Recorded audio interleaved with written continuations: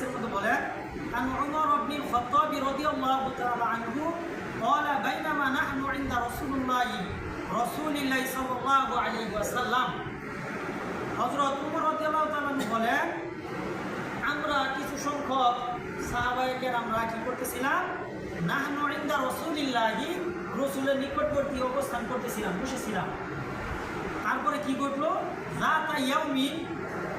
ওই দিন কি ঘটনাটা ঘটলো ইদ তালা আলাইনা রাজুলুন শাদীদু বায়াজি সিয়াব এমন একজন লোক হঠাৎ করে ওই মজলিসটার ভিতরে উপস্থিত হয়ে গেলেন যার পরনের ভিতরে সাদা ধবধবে একটা কাপড় পরিহিত ছিল। এরপরে হচ্ছে শাদীদু সাওয়াদি শাহরি তার চুলগুলো একেবারে কুচকুচে কালো মানে কালোর মতো কালো ছিল একেবারে